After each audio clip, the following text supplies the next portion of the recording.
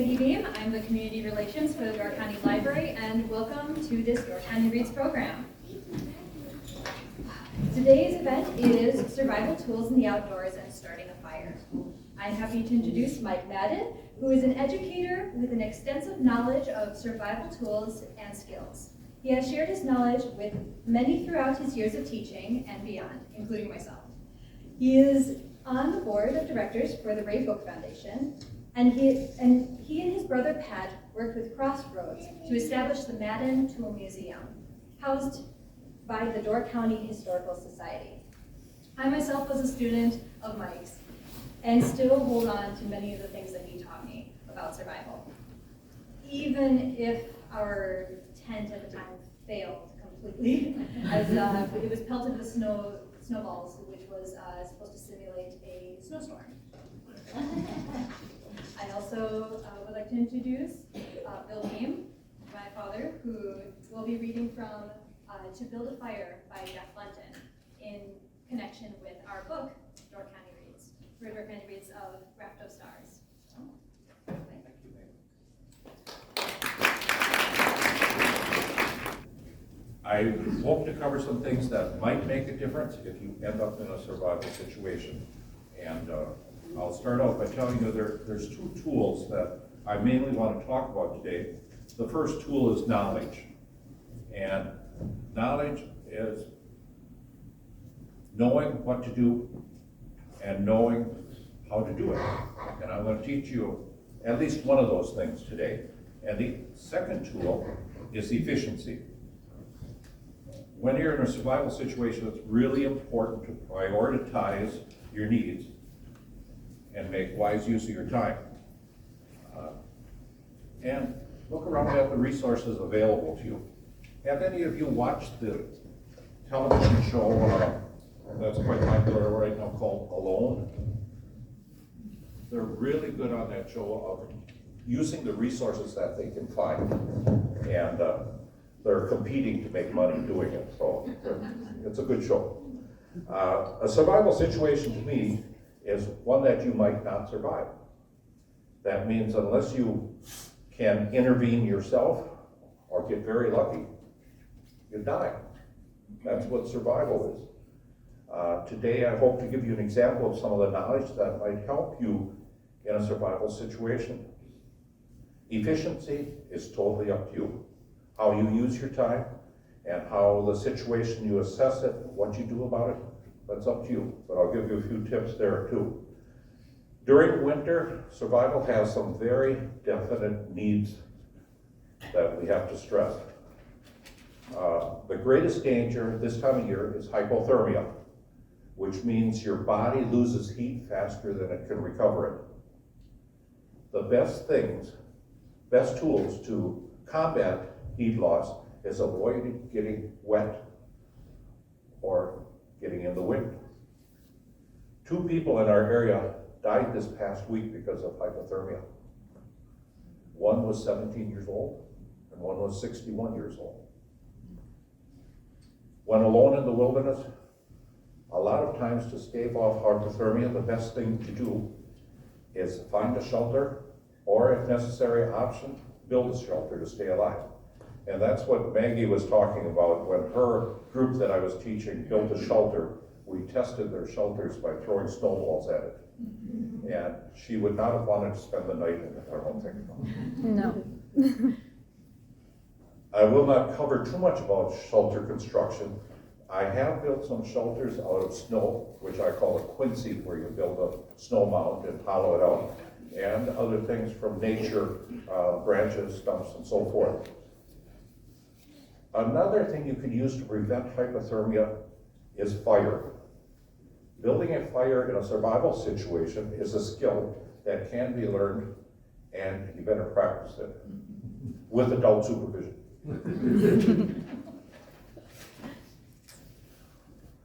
A famous American author who spent time in the Yukon, northwestern Canada during the Klondike Gold Rush, gave us a story that reaches the depths of the survival drama.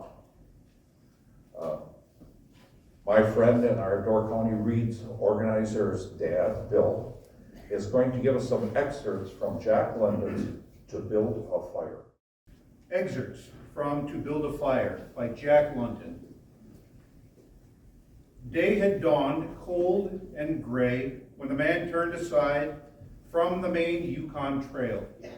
He climbed the high earth bank where a little traveled trail led east through the pine forest. It was a high bank, and he paused to breathe at the top. He excused the act to himself by looking at his watch. It was 9 o'clock in the morning. There was no sun or promise of sun. Although there was not a cloud in the sky, it was a clear day.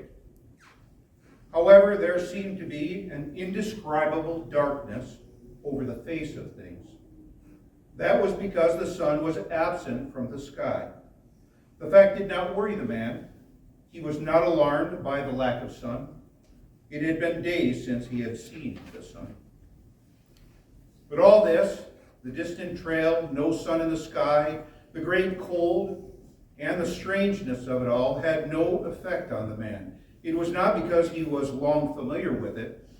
He was a newcomer in the land, and this was his first winter.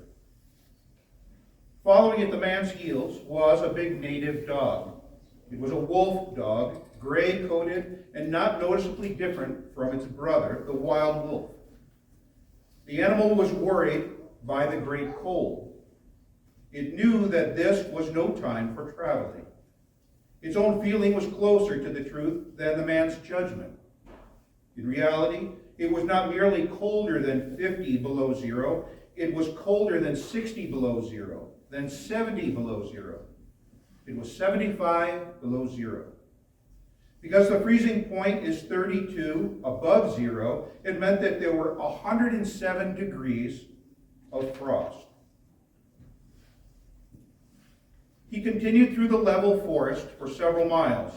Then he went down a bank to the frozen path of a small stream. This was Henderson's Creek, and he knew he was 10 miles from where the stream divided. He looked at his watch. It was 10 o'clock. He was traveling at the rate of 4 miles an hour. Thus he figured that he could arrive where the stream divided at 12:30. He decided he would eat his lunch when he arrived there. The dog followed again at his heels with its tail hanging low as the man started to walk along the frozen stream. The old sled trail could be seen, but a dozen inches of snow covered the marks of the last sleds. In a month, no man had traveled up or down the silent creek. The man went steadily ahead. He was not much of a thinker. At that moment, he had nothing to think about except that he would eat lunch at the stream's divide, and that at 6 o'clock he would be in the camp with the boys. There was nobody to talk to, and had there been, speech would not have been possible because of the ice around his mouth. Empty as the man's mind was of thoughts, he was most observant. He noticed the changes in the creek, the curves and the bends. He always noted where he placed his feet. Once coming around a bend, he moved suddenly to the side like a frightened horse. He had felt the ice move from under his feet. He had also heard the noise of the snow-covered ice skin breaking. And to get his feet wet in such a temperature meant trouble and danger. At the very least, it meant delay, because he would be forced to stop and build a fire. Only under its protection could he bare his feet while he dried his socks and moccasins. At 12 o'clock, the day was at its brightest, yet the sun did not appear in the sky. At 12:30, on the minute, he arrived at the divide of the creek. He unbuttoned his jacket and shirt and pulled forth his lunch. The action took no more than a quarter of a minute, yet in that brief moment, the numbness touched his bare fingers. He did not put the mitten on, but instead struck the fingers against his leg. Then he sat down on a snow-covered log to eat. The pain that followed the striking of his fingers against his leg ceased so quickly that he was frightened. He had not had time to take a bite of his lunch. He struck the fingers repeatedly and returned them to the mitten. Then he bared the other hand for the purpose of eating. He tried to make a mouthful, but the ice around his mouth prevented him. Then he knew what was wrong. He had forgotten to build a fire and warm himself. He laughed at his own foolishness. As he laughed, he noted the numbness in his bare fingers. Also, he noted that the feeling which had first come to his toes when he sat down was already passing away. He wondered whether the toes were warm or whether they were numb. Then he took some matches and proceeded to make a fire. In the bushes, the high water had left a supply of sticks. From here he got wood for his fire. Working carefully, from a small beginning, he soon had a roaring fire. Bending over the fire, he first melted the ice from his face. With the protection of the fire's warmth, he ate his lunch. For the moment, the cold had been forced away. The dog took comfort in the fire, lying at full length, close enough to the warmth and far enough away to escape being burned. When the man had finished eating, he filled his pipe with tobacco and had a comfortable time with a smoke. Then he pulled on his mittens, settled his cap firmly about his ears, and started along the creek trail toward the left. There did not seem to be so many pools of water under the snow on the left side of Henderson Creek, and for half an hour the man saw no signs of any. And then it happened. At a place where there were no signs, the man broke through. It was not deep. He was wet to the knees before he got out of the water to the firm snow. He was angry and cursed his luck aloud. Now he would have to build a fire and dry his moccasins and socks. This was most important at that low temperature. He knew that much. So he turned aside to the bank, which he climbed. On top, under several small pine trees, he found some firewood, which had been carried through by the high water last year. There were some sticks, but also large branches and some dry grasses. He threw several large branches on top of the snow. This served for a foundation, and that prevented the young flame from dying in the wet snow. He made a flame by touching a match to a small piece of tree bark that he took from his pocket. This burned even better than paper. Placing it on the foundation, he fed the young flame with pieces of dry grass and with small dry sticks. He worked slowly and carefully, realizing his danger. Gradually, as the flame grew stronger, he increased the size of the sticks, which he fed it. He sat in the snow, pulling the sticks from the bushes under the tree and feeding them directly to the flame. He knew he must not fail. When it is 75 below zero, a man must not fail in his first attempt to build a fire. This is especially true if his feet are wet. Nose and face were already freezing, while the skin of all his body became cold as it lost its blood. But he was safe. Toes and nose and face would be only touched by the frost because the fire was beginning to burn with strength. He was feeding it with sticks the size of his finger. In another minute, he would be able to feed it with large branches. Then he could remove his wet moccasins and socks. While they dried, he could keep his naked feet warm by the fire, rubbing them first with snow. The fire was a success. He was safe. He remembered the advice of the old man on Sulphur Creek and smiled. The man had been very serious when he said that no man should travel alone in that country after 50 below zero. Well, here he was.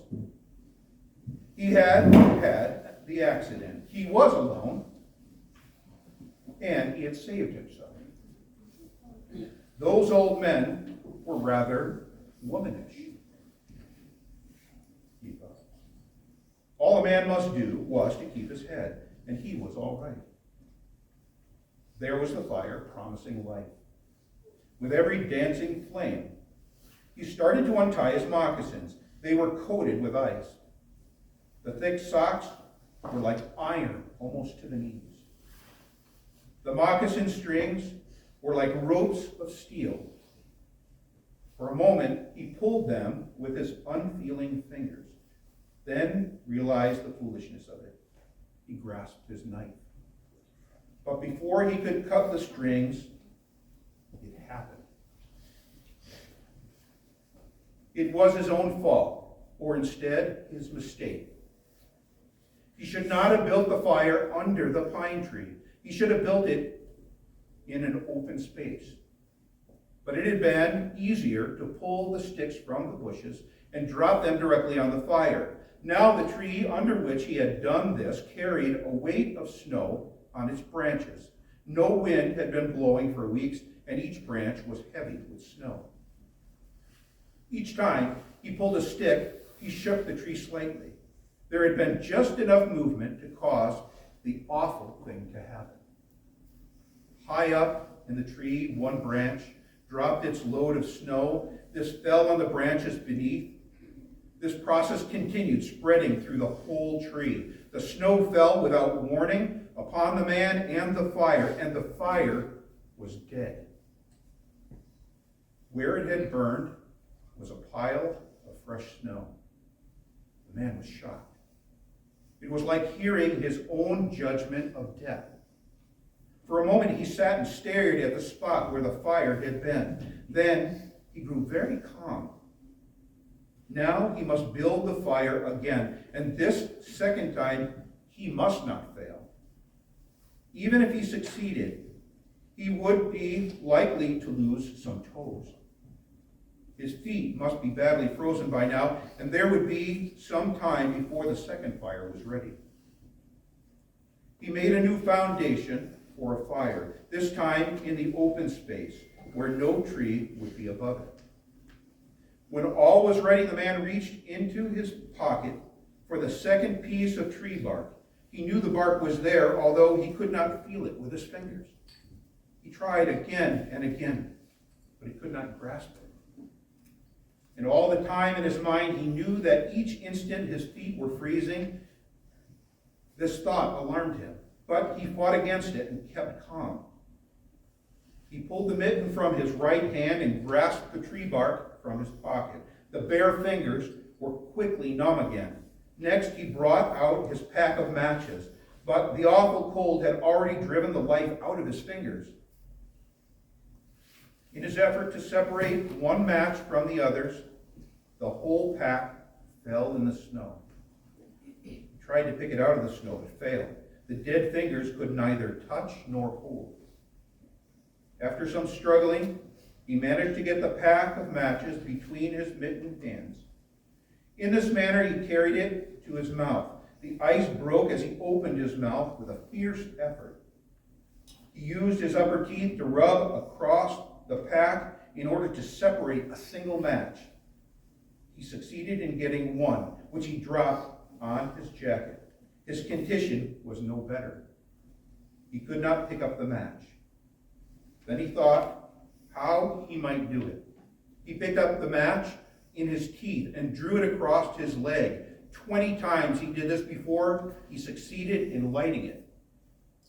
As it flamed, he held it with his teeth to the tree bark, but the burning smell went up his nose, causing him to cough.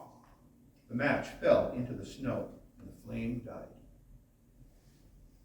Then he drew the whole pack along his leg. It burst into flame, 70 matches at once. There was no wind to blow them out, He kept his head to one side to escape the burning smell and held the flaming pack to the tree bark. As he so held it, he noticed some feeling in his hand. His flesh was burning. He could smell it. The feeling developed into pain. He continued to endure it. He held the flame of the matches to the bark that would not light readily because of his own burning hands. They were taking most of the flame. Finally, when he could endure no more, he pulled his hands apart. The flaming matches fell into the snow, but the tree bark was burning.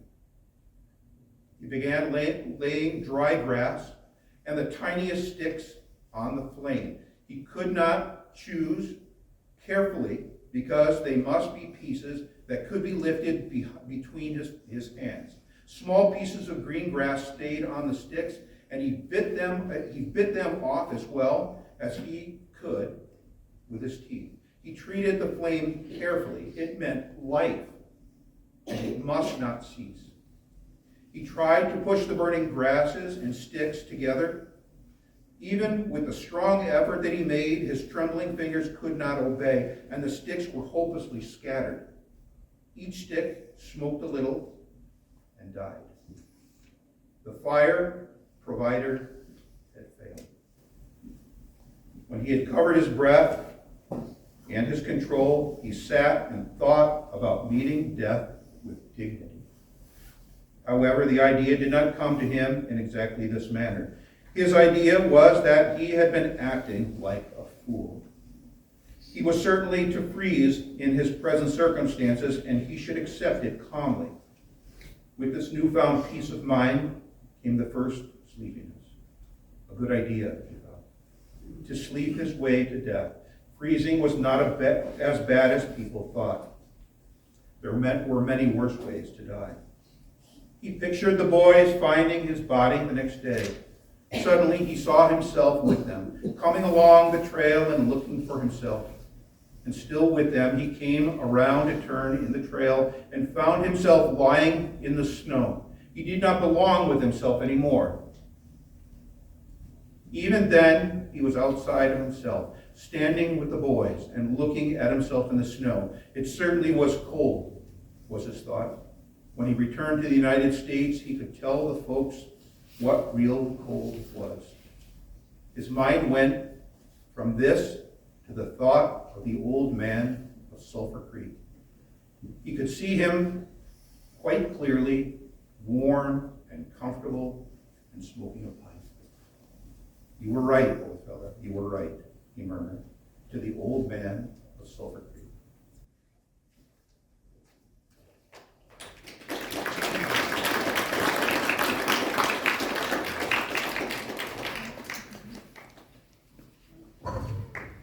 It's hard not to be serious after a story like that. Thank you, Bill. And, stories like that, books like The Wrath from Stars, and other books can give you a lot of hints of what to do and not do. Bill, I guess we're the old men at Sulphur Creek, and I hope I can give you some tips that might prevent that from happening, and we'll start a fire shortly. I also liked some of my favorite reads growing up were My Side of the Mountain by Gene George, Hatchet by Gary Paulson, and the Official Boy Scout Handbook. Give a lot of good hints about survival. In fact, my wife Barb was reading the Boy Scout Handbook, and the part she was reading was how to make gloves from skins of mice. She hates mice. That story brings home a lot of thoughts. Jack London also wrote Call of the Wild, White Fang, and 60 other books. So his experience in the Klondike area must have been a background for a lot of those. One way you can become more efficient and not end up in a situation such as this character did is to prepare yourself. Now, all of us know one of the greatest ways to prepare yourself is to take along your iPhone, or if you're still like me, you got a flip phone. It has saved a lot of people's lives. when it works. Also, as Bill stated, the man from Sulphur Creek, if it's a situation that can get serious, have a companion with you. The companion could have lit the fire for this character and he wouldn't have perished. But one other thing that you can do and have control of is when you're going into a situation that might become serious or even has a hint of it, take something along that might help save your life. I've done this several times, only needing to use it once, and that is carrying a survival kit. And in here, it can be a variety of things from matches and so forth, and you can get what ingredients of a good survival kit should be. This one is kind of neat, it's tape shut. The inside of the lid is a reflector, and there's a compass in here and a few other things. And I had students for many, many years, hundreds of students, make their own survival kits. But the tip is keep it small and keep it light, or you won't take it along when you go somewhere. And most of my students found one of the best things to use is an old metal Band-Aid can, and then take it shut when you're done. And don't put your favorite jackknife in it, because you'll be tempted to open it up too many times and take things out and not put them back when you're done. If any of you are interested in making a survival kit, check out some of the resources online, and if you would like a little compass to put in it, there's some up on the table there, you're welcome to take one. They're just cheap little compasses from Oriental Trading, and if you keep it far enough anything metal, they do give you a direction. And even if you don't know how to read a compass, one of the best things to remember is to pick a direction and walk in that direction. For example, if you're in Door County and lost, walk east or west, you're gonna come to water one way or the other. And then follow along the water. And usually it's a place where you can get some help somewhere.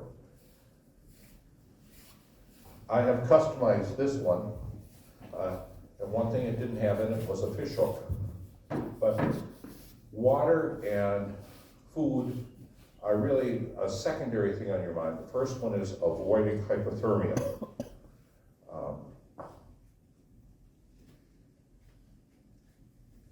One thing that I like to put in a survival kit is a large plastic bag. And a large plastic bag can be used for an emergency body covering or a tent or something like that. I'd like to demonstrate how to do that with another one of my assistants here. This very simple tool in your survival kit will help you avoid getting any wetter, will retain heat, and the time I used it out of my survival kit, I ended up cutting it open and using it as part of the roof because it was raining in my survival shelter. And it's just a good, handy, cheap thing to put in your survival kit. And I once was in the rainforest, and one of the young men with us was starting to show signs of hypothermia in the Ecuadorian rainforest. But he was tired, it was raining hard, he was getting cold, he was chilling, and carrying a big pack, and he started shivering uncontrollably. Fortunately, he had companions with him. We had him stop, eat something, put another layer of clothes on, and put something more waterproof around him to retain his body heat. And that was all there was to it. If he'd have been alone, it could have been serious. So, was it warm in there? Thank you.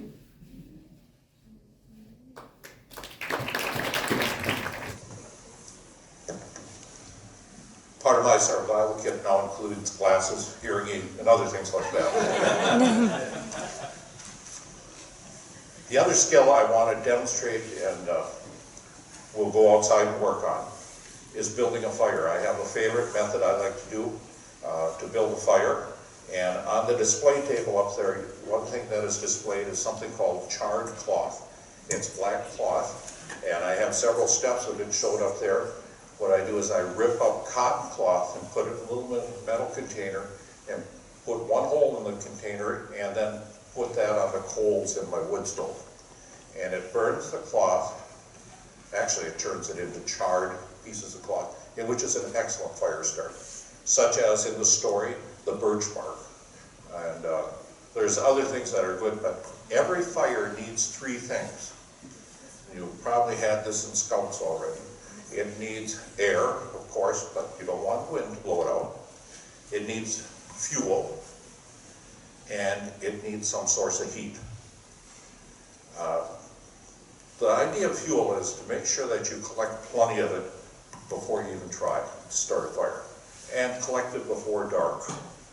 I've had stories of people that are running around after dark and get hurt looking for fuel. So collect plenty of it and start thinking this long before dark.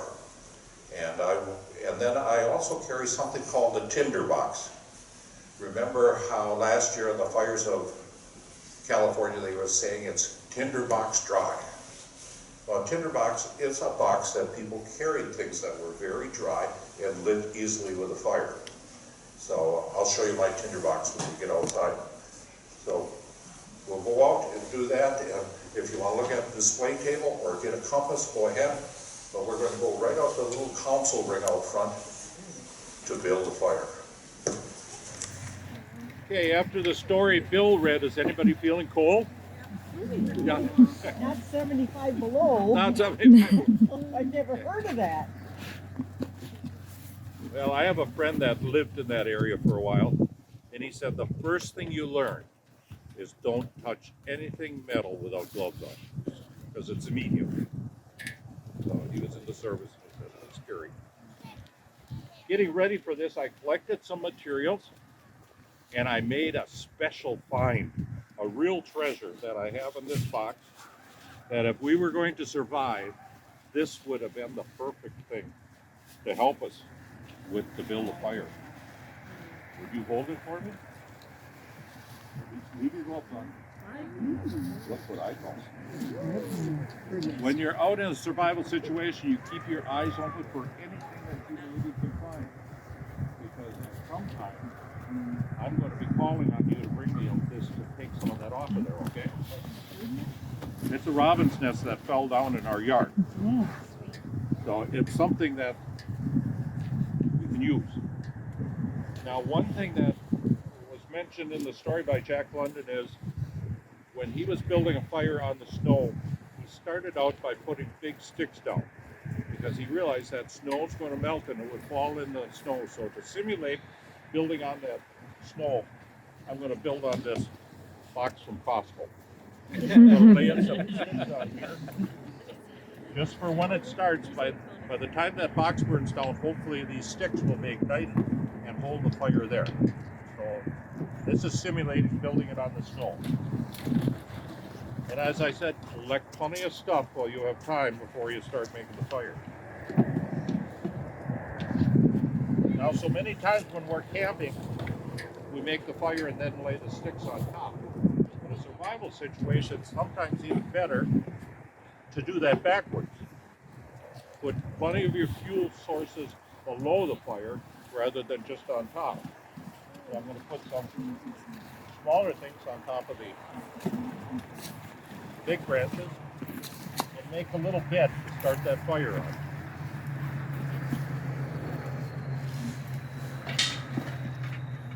This is my tinder box that I mentioned inside. A tinder box is something that you keep those special things that are going to ignite a little more easily for you.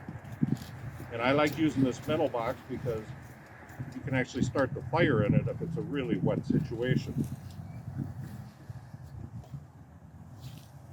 And the secret weapon I'm going to use today, besides my Boy Scout knife,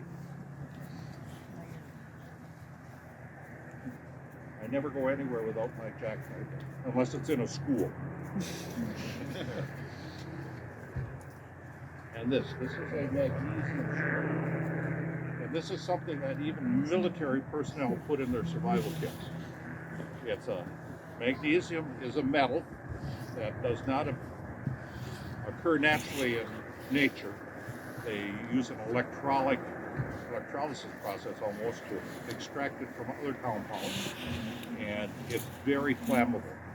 Magnesium is used in flares, for example, or fireworks, and it burns very brightly. And what you do is you get a base of where you can build a fire, whether it's on a piece of birch bark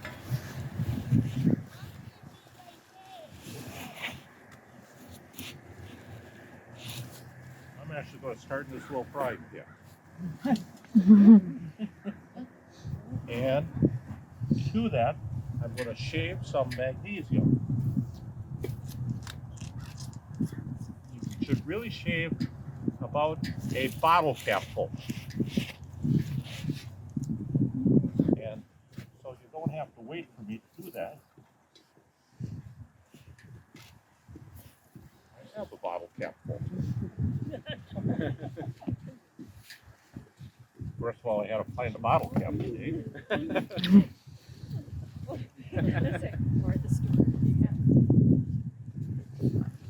On that bottle cap full of magnesium, I'm going to lay some of the pieces of charred cloth that I made. Black cloth that has been through the fire without having oxygen, and a little bit of earth for it. And I'm going to ask you to come close next to me with that bird nest. I'm going to need some of it in just a minute. And on the side of this magnesium, there is a ferrous iron rod that, with your knife, you can create sparks. I've tried using flint and steel. That's one thing about the book, The Wrath of Stars. It made it sound so easy to start a fire. I feel really clumsy because I've tried using flint and steel many times, and I'm not good at it. So this is what I'm using. I'm going to try and get a spark to go where that magnesium is.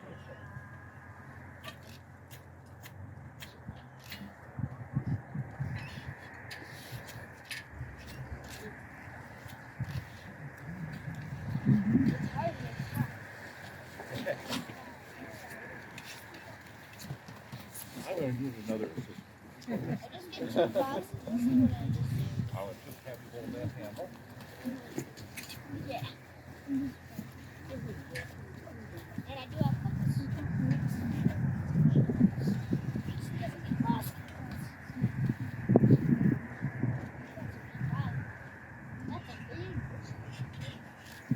I know what that rock If you do it the first time, it's not as exciting.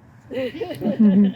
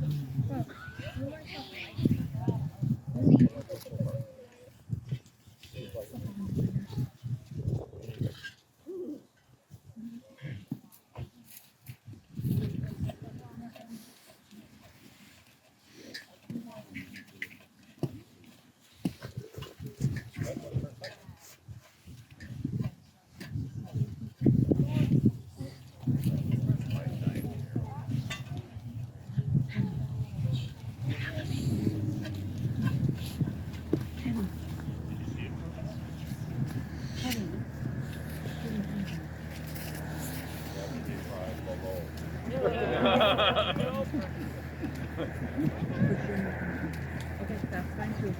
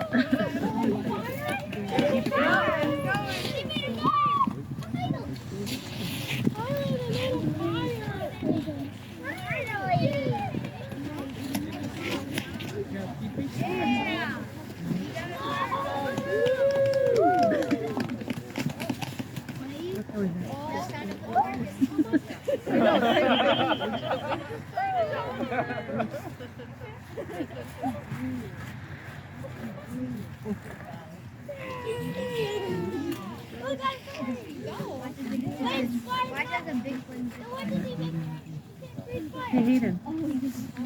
Watch it, guys. Oh, you can't put it to small?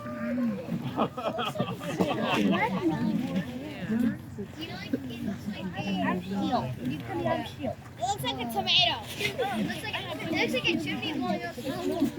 Well, Bill, It looks like a tomato. don't fire. I'm shielded by Charlie. I had my dog. No. Thank you for coming. Be prepared, and I hope you never get in a survival situation. Thank you.